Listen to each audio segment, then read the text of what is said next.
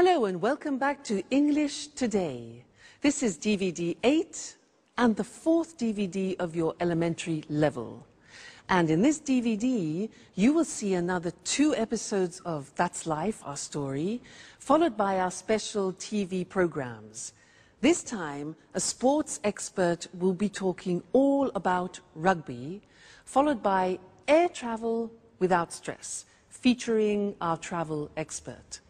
Then, in the grammar section, we will study the future forms will and going to, and also look at special question forms and question tags. Okay, so happy studying to you all.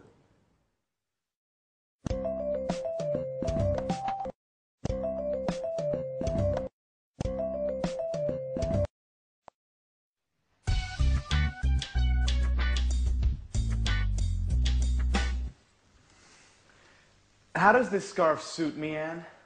Oh, very well. You look fine. Really? I'm not sure. Look, maybe this one looks better? Don't panic, Peter. Everything is going to be all right tonight. I don't know. Actually, I have a sore throat. And I'm losing my voice. I'll sing badly tonight. I'm sure of it. Come on, Peter. You will sing very well. You are a professional singer. Don't forget it. Well, I'm going to have some tea. Would you like some? Thank you, Anne. I would really like a cup of tea, if it's not too much trouble. No, not at all. I'll just add some water to the pot. A cup of tea and my chocolate cake will keep your mind off the musical for 5 minutes at least. Shall I give you a hand? Oh, yes, thanks. Here is the cake.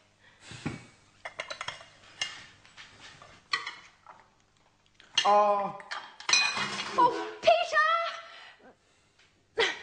Okay, listen.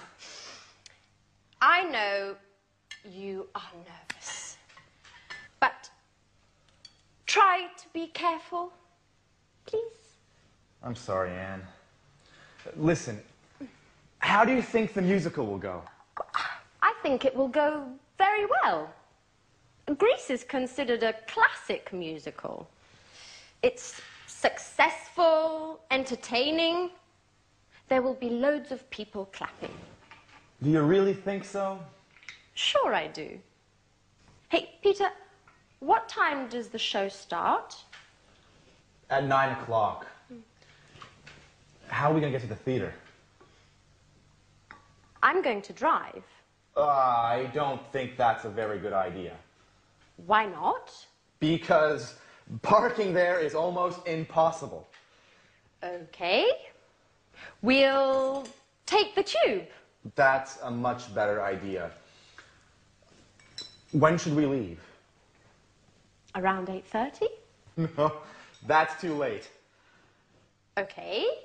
We'll leave earlier. Oh, I'm so sorry, Anne. Peter! You're hopeless.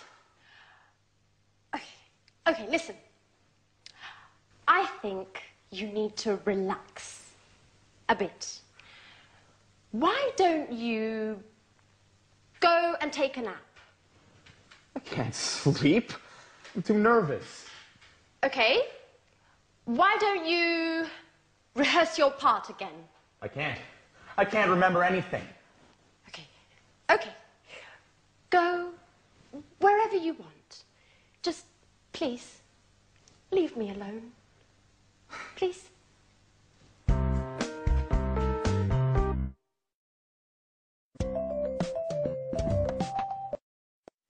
Hi, and welcome back to English Today, the only live TV program when you can learn the English language. Did you see that Peter dropped chocolate cake and tea all over the table and Anne didn't really react? She's becoming more tolerant, isn't she? Great. Now, I have an interesting thing to teach you in this lesson, and it's about will. Now, people usually think that will, the future will, is very easy in English. But it isn't that easy. And in this lesson, I want to look at a particular use of will. Now, watch this. Listen. Imagine that I'm in Oxford Street in London shopping. I stop outside a shop and I see a beautiful dress. And I think, I like that. I want that. And I say, I'll buy it. I'll buy it. Now, I'll is the abbreviation of I will. I'll buy it. We use this form when we make a spontaneous decision. It's nothing planned. It happens spontaneously. It's called in English a snap. Snap decision. All right? Let's continue. So, I see the dress and I think, I'll buy it. Great. Then I look at the price. 1,500 euro. Crikey. And I think, I won't buy it. Negative of will. I won't buy it. But then I think, now wait a minute. I haven't bought myself anything lovely for a long time. Maybe my boyfriend can help me. So I decide I'll buy it. I go into the shop, I talk to the shop assistant and I say, that dress, I like that dress. Can I try it? She says, yeah, sure. So I put it on, look at myself in the mirror and think, fantastic. I'll take it. So I go to the shop assistant and I say, I'll take it. She says, fine, madam. How would you like to pay? How would I like to pay? Cash? Must be joking. Cash? 1,500 euros cash? No. Credit card? Yes, exactly. I'll pay by credit card, okay? I'll pay by credit card. So, in my bag, here's my bag. Oh no! I left my credit card at home. What shall I do? Come on. Yeah, good. I'll come back tomorrow. I'll come back tomorrow, okay? And she says, that's fine, madam, that's fine, don't worry. She says, yeah, I'll put it aside for you, madam. I'll put it aside. And I'll say, great, thank you so much. Don't worry, I'll definitely come back tomorrow. Okay, now, all those were examples of snap decisions, spontaneous decisions, and that happens many times in a day. So, let's look at the form together. We have I will contracted to become I'll. Look at the examples.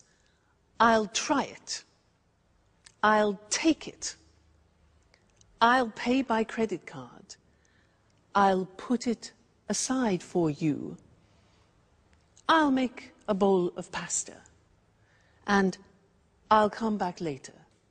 So, snap, spontaneous decisions. I'll. All right? Now, the negative form we mentioned before, you heard me with the money, is won't. Be careful with the pronunciation. It's not want, it's won't. So the example is, I won't buy it. Or, I won't pay by cash. All right? So, will, won't. You can also ask a question in this situation of a snap decision. And you can say, shall I? Now that's a big change because will in the question form becomes shall. So we say, shall I make a bowl of pasta? Or shall I help you?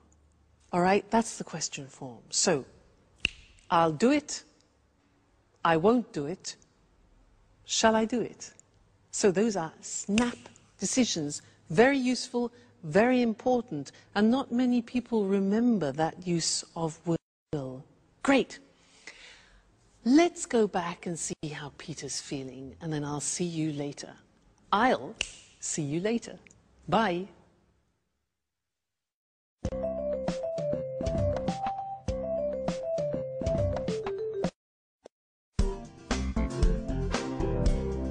Hi, Anne. Hi, Peter. I'm starving.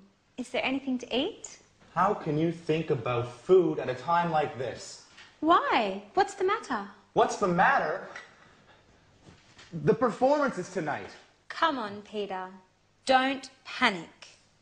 Everything is going to be all right tonight. Don't worry. Why does everyone tell me the same stupid things? Because it's the truth. Look, Peter. Take this lucky charm. I bought it in Portobello Market this morning. I'll give it to you as a lucky mascot. Remember, you have to kiss it 3 times. And then keep it in the right pocket of your jacket. Why just in the right pocket? Well, I don't know. The woman who gave it to me said that this is what you have to do. Anyway, I'm sure it will bring you luck. I'm not so sure. Why not? Shall we bet on it? All right. Sounds like fun. How much? Oh, let's make it interesting. If it brings you luck, you'll take me for dinner at Bluebird. Bluebird? Are you crazy? That's London's most expensive restaurant. I know. But the musical is important to you, Peter, isn't it? Well, all right, Alice. What will you do if it doesn't bring me luck? Well, I will cook dinner for a month. But you can't cook. Aha, Peter. That's why I said it. This way, I'm sure you will make it bring you luck.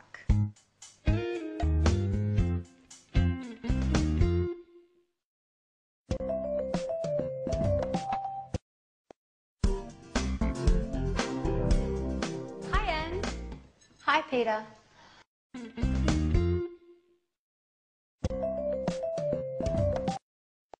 Hello again, and welcome back. The most expensive restaurant in London. Good for Alice. Now, in this lesson, I want to look at the future again, but at a new form of the future, and it's the form going to. And in the episode, we heard Anne say, everything's going to be all right. So I want to look at that form with you now. And to illustrate it, I want to tell you about something wonderful that happened to me. I've just won, in fact, 20,000 euro. And I have to decide what to do with this money. And I have a few intentions, so let me tell you about them. Firstly, I'm going to relax for a few days in a spa, hopefully with my boyfriend. Relax in a spa, hot water, you know, wonderful.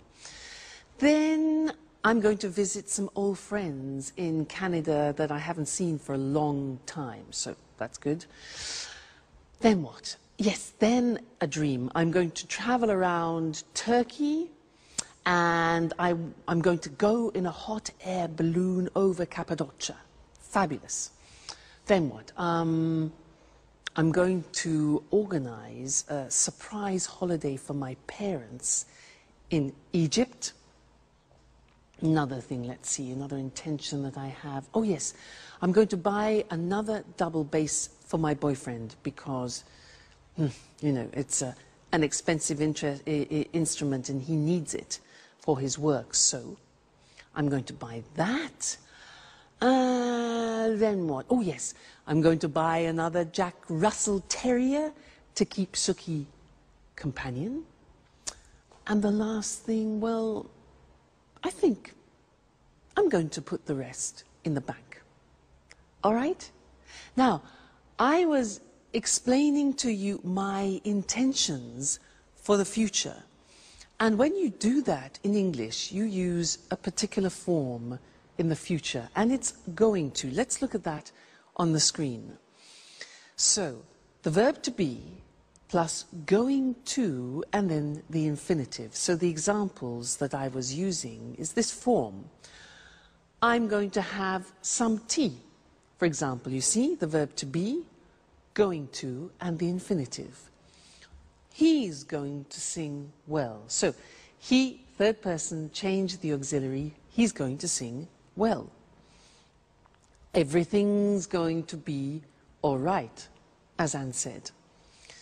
They're going to take the tube, you know, the underground in London. They're going to take the tube. Now, very often when you hear this form, you hear a pronunciation like gonna. So, they're gonna take the tube. And that's when we completely contract they are going to, and it becomes gonna. And often you see that in subtitles in English on films. Gonna. Okay? Now, the negative form is easy. It's the negative of the auxiliary to be. So, I'm not going to leave tomorrow. I'm not going to leave tomorrow. He isn't going to return soon. And we aren't going to come with you. All right? Sometimes you hear, I'm not gonna. He's not gonna. That's when we speak quickly. All right? And then the question form, again, easy. You invert the subject and the auxiliary. How are we going to get there? How are we going to get there? Where is it going to happen?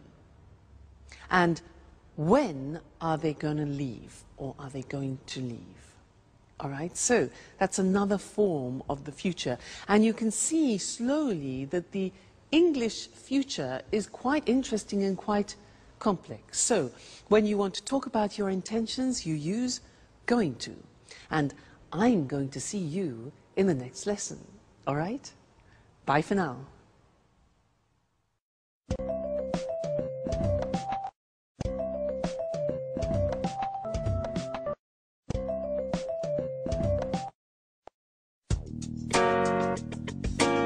The musical was great, wasn't it? Yes, it was. Peter was excellent. Well, now let's think about the party. It's time for fun. Oh, by the way, who's coming to the party tomorrow? Well, David will be here. Mary, Paul, and Tom will be here as well. Everyone will be here. I wonder if Jack will be here. Jack? Why? He's leaving on a business trip tomorrow morning. He doesn't know exactly when he'll be back.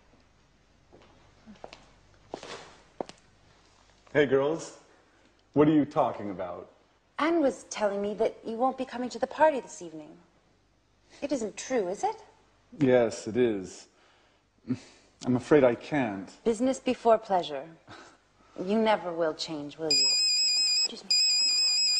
Hello? Oh, hi. I really don't have a choice. Listen, Jack, I was wondering if you really have to go away on business, or if you're not coming to Peter's party for some other reason. No, Sharon, I do have a business engagement.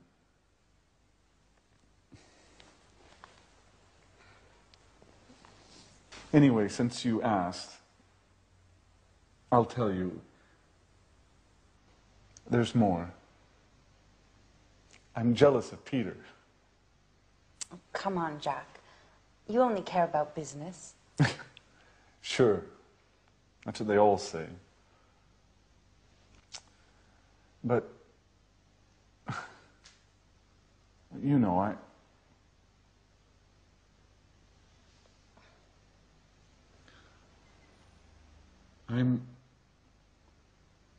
interested in you. And Sharon, are you really interested in me? Anne, who are you talking to on the telephone? Mary. She wanted to know what time the party's going to start.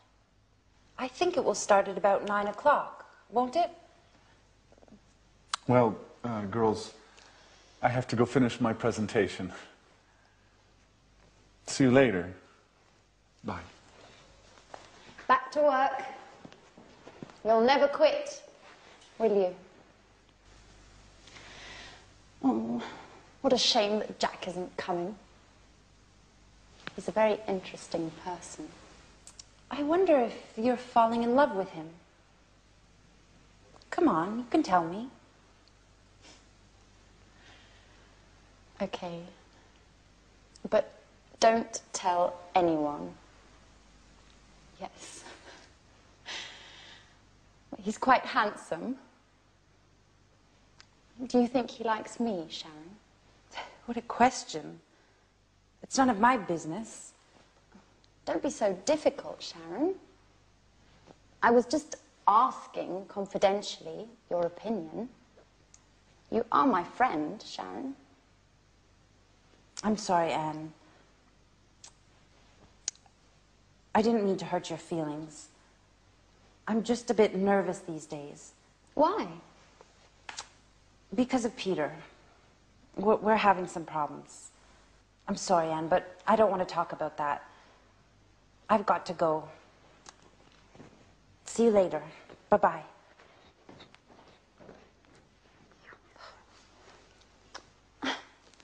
Oh, Jack, you're always so messy. You leave your things everywhere. But what's this in the pocket? What? It's Jack and Sharon. And he's kissing her. Oh my God.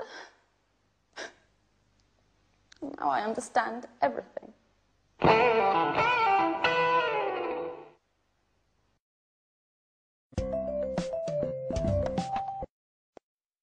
Hello again and welcome back to your live English language lessons.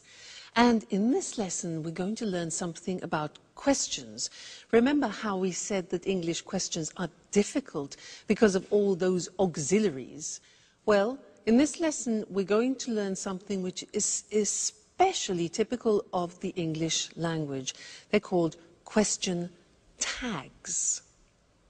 Now, let me give you an example of a question tag. She's unhappy, isn't she? Let's look at that.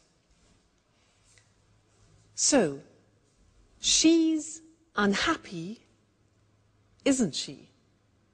Strange, hey? She's unhappy, isn't she? Now, it's not really a question asking you for information. It's more a question asking for confirmation, whether you agree. And usually the people agree. So, she's unhappy, isn't she? Yes, she is. Look at the construction. She's unhappy is in the positive form. And then we have the tag. It's called the question tag after, in the verb to be, but in the negative question form. She's unhappy, isn't she? This is very common in English and not common in other languages because other languages usually use no. For example, she's unhappy. No. We repeat the verb. And because it's complicated now, let's go to the screen and see some more examples of that, okay? So, she's upset is like she's unhappy. She's upset, isn't she? You're a student, the verb to be, you're a student. You take the verb to be, are, and you turn it into a negative question. So we say, you're a student, aren't you? All right? Next one. He's Brazilian, isn't he? Do you see the mechanism now? It's raining, isn't it? Again, I'm not asking for information, I'm asking for confirmation. They're watching television. They are watching, aren't they? They're watching television, aren't they? And you notice that my voice actually goes down at the end, so it's not like a real question where your voice goes up. We're learning, aren't we? You live in Italy. Now, look at this example here. You live is the present tense, so we need the auxiliary of the present tense, of live, which is not the verb to be. So look how that works. You live in Italy, don't you? Negative don't. Auxiliary is do in the negative don't you. Interesting, hey? You live in Italy, don't you? If we change that into the third person, it becomes she likes English. What's the auxiliary? Exactly, does. In the negative, doesn't she? So she likes English, doesn't she? And the last example, they work at home, don't they?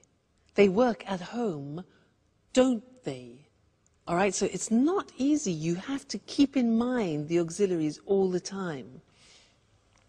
What happens if we begin with a negative sentence? For example, you aren't American.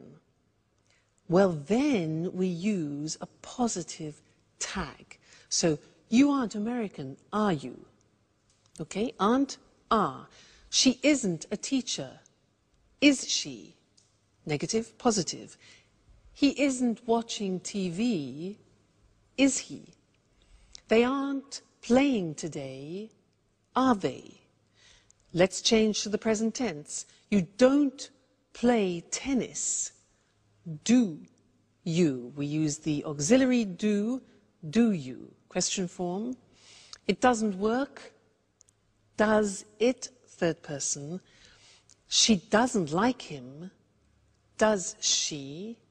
And they don't come often, do they? Now, you're probably thinking, God, that's really difficult. And it's not easy. It takes a lot of practice.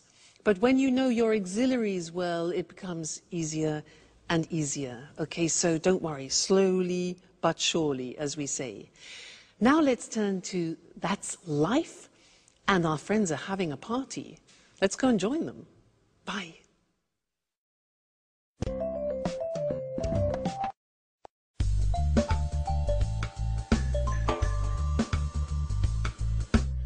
It's a shame Jack isn't here, isn't it? Yes, it's just not the same without him, is it? Well, business is business, you know. Well, Anne, I wonder what wonderful food you cooked for us this evening. Anne, hello? Are you there? Oh, sorry, Peter. I was miles away. What did you say? What did you cook for us? Oh, your favorite. Fish and chips. Oh, what would I do without you? Hey, what about me? I brought the beer. Yes, we're glad you did. Cheers!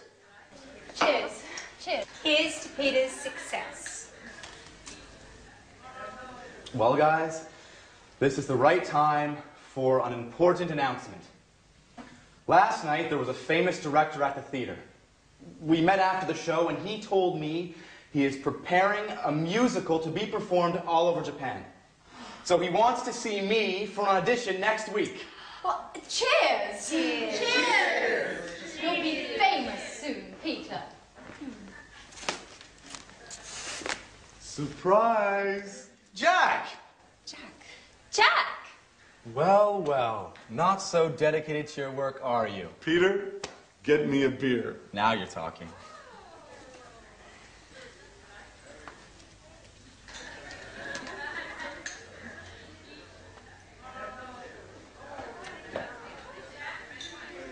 Hi, Anne. Is everything okay? Yes. No, Jack. Oh, everything's fine. It was just really a surprise to me.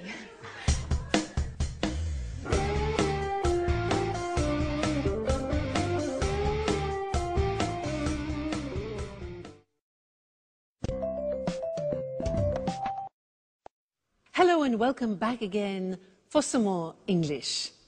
Now, at that party, everybody seemed happy except Anne. And nobody really noticed what was happening between Sharon and Jack. Well, anyway, let's get back to English questions. Last time we studied question tags.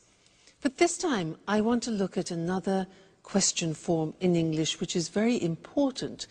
Now, when you don't know the subject, you need to ask a question in order to get the subject. Now, let me explain that. Usually in a normal question in English, like, where do you work? The subject form is in the question, where do you work? And the answer would be, I work in London. But if I want to ask you about the subject, I have to change the question and it becomes, who works in London? Now that question is asking for the subject and the answer could be, my brother, the subject, works in London. Now the good thing is we eliminate the auxiliaries do and does. Yahoo! I can hear you say. Let's do some examples before we go to the screen, okay? Now, I'll ask you some questions. For example, who likes English? Notice that there's the S on the verb because who is considered a third person. Who likes English? I do. You do, for example, all right? Who lives in igloos? Now, give me the subject. Who lives in igloos? Yeah, exactly. Eskimos live in igloos, all right? You give me the subject. Now, answer this one. Who cultivates rice? Who cultivates rice? Yeah? The Chinese, the Italians, Southeast Asian countries. Okay, good. Next one. Who sings musicals in That's Life? Exactly. Jack sings musicals. Great. Who wants to be an artist? I'm asking you for the subject. Who wants to be an artist? Yeah, Alice does. Alice wants to be an artist. And who likes Jack? Well, Sharon does. Anne does, and so does Alice. He's a lucky man. All right, now let's go to the screen and see those written because it's unusual for you now to learn a question with no auxiliary. So, what happens is you have the word who, which is the question word, and you eliminate the auxiliary. If you look at the first example, which is the typical question, who do you live with? You're asking for the object. And the answer could be your family, for example. Who do you live with? The subject is you. You ask for the object. But who lives with you? You are asking for the subject. And the answer could be my family. Okay? Let's look at some more examples. No auxiliary. So, who works in an office? He does. Who likes English? We do. Who lives in igloos? Eskimos live in igloos. Who cultivates rice? The Italians, the Chinese. Who understands Russian? I don't. Do you? Who sings musicals? Peter does. Who wants to be an artist? Alice.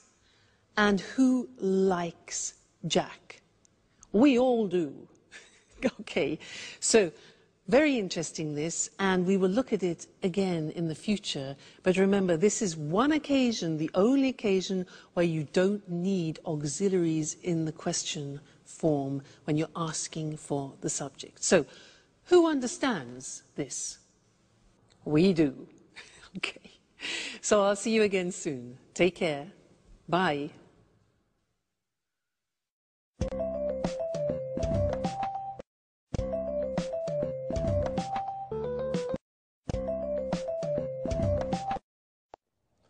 Good afternoon. Welcome to this week's edition of Sports Special. And welcome to John Forbes, our sports expert. Hello, Eric, and good afternoon to all our sports fans. Well, John, which sport are you going to talk about today? Today, I'd like to talk about rugby. Fantastic! I'm a real rugby fan. I think it's a really exciting sport. John, a question. Where did rugby start? Well, you know, Rugby is a town in England near Birmingham. Yes? There's a famous school there called Rugby School. It's one of the oldest schools in England. It opened in 1567. Anyway, boys at this school started the game. Really? And where is rugby played today? It's played all around the world, but there are 8 main countries. These are Ireland, Wales, England, Scotland, France, Australia, New Zealand and South Africa. And it's becoming more popular today in Italy and Argentina. Who plays rugby?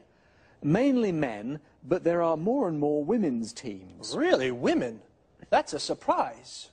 That's right. There are more than 400 women's teams in England today. I see.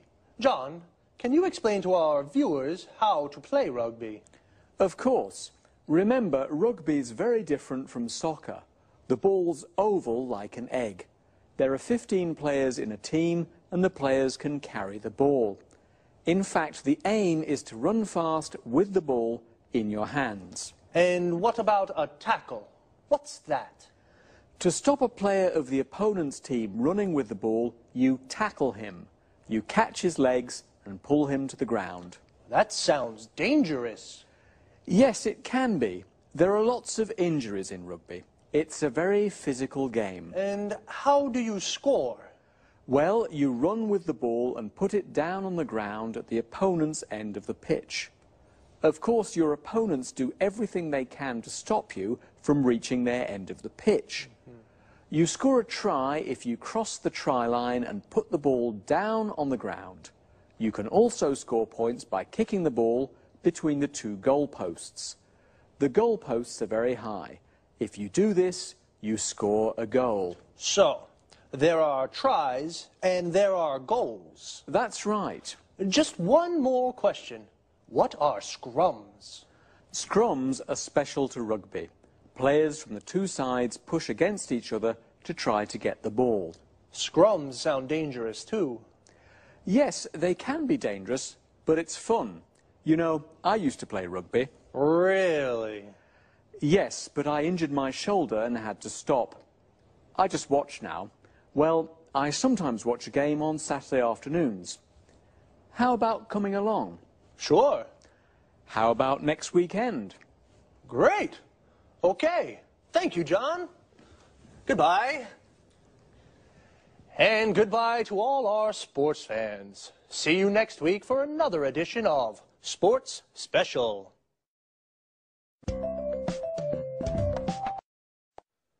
So, like in football, the group of players that play rugby together is called a team. In rugby, it's called a rugby team, and there are 15 players in a team. The players are called rugby players. Where do they play? On a rugby pitch. We also say a football pitch, which is where football players play football, and a cricket pitch, where cricket players play cricket.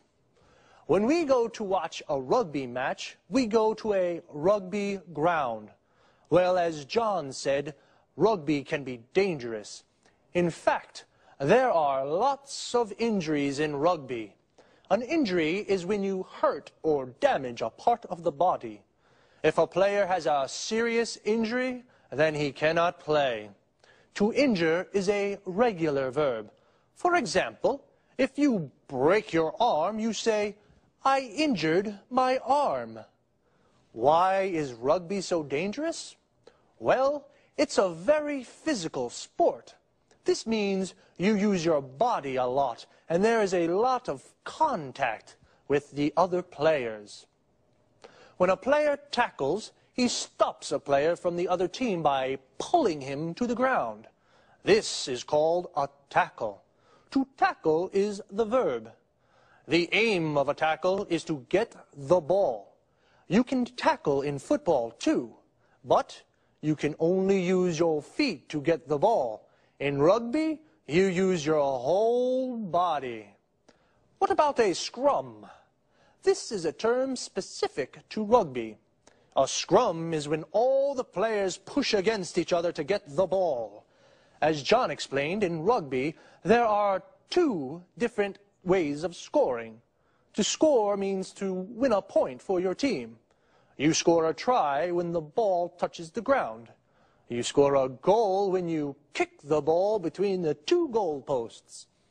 Well, sports fans, that's all we have time for today. See you next time.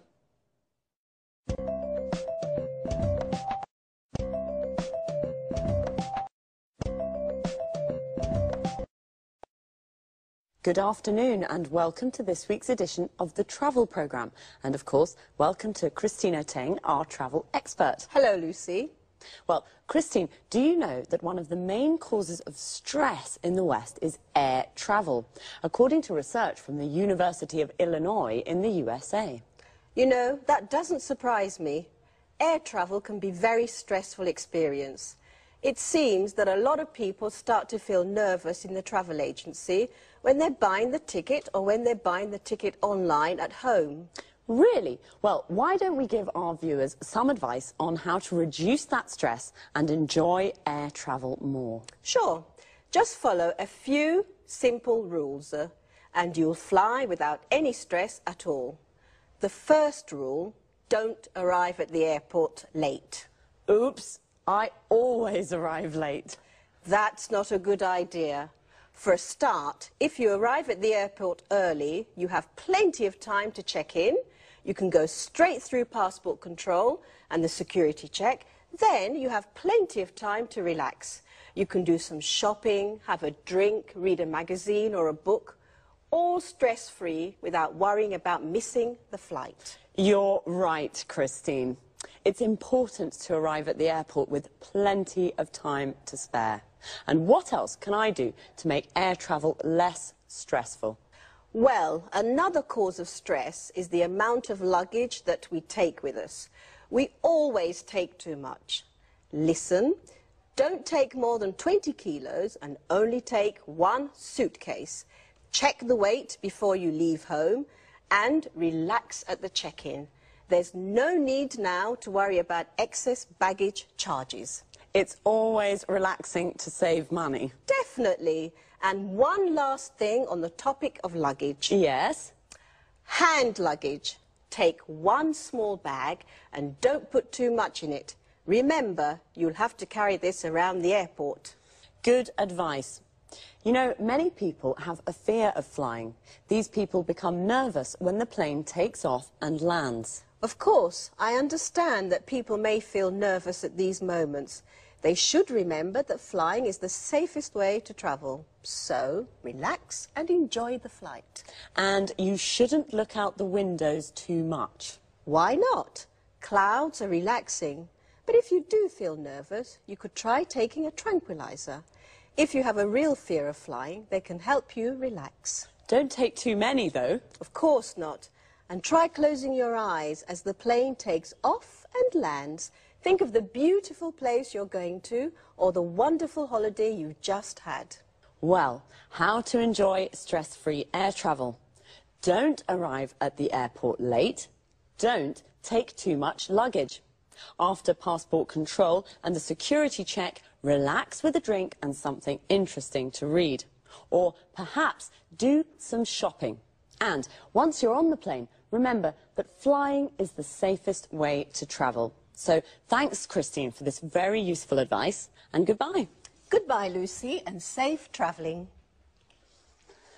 See you soon with another edition of the Travel Programme. Goodbye.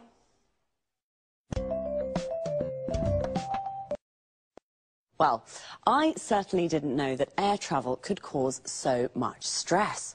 Air travel is the general expression for everything to do with flying. So the stress can even start when people buy their tickets at the travel agency or online. The travel agency is the place where you book a holiday or buy an air ticket. Online means you buy the ticket on the internet and you pay by credit card. To avoid stress, you should arrive at the airport with plenty of time to spare. To have plenty of time to spare means you have lots of time to relax. Notice how we say arrive at the airport, and relax is a verb.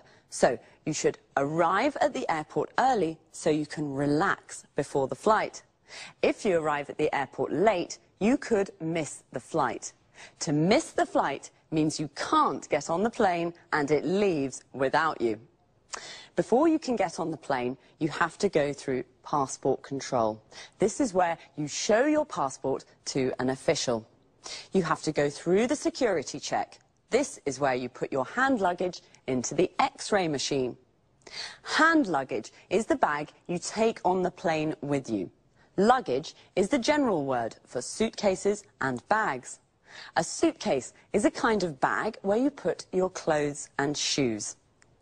Now, some people have a fear of flying. This means they're afraid of flying and they get nervous when the plane takes off and lands. When the plane takes off, it leaves the ground. And when a plane lands, it touches the ground again. So remember, flying is the safest way to travel. See you soon.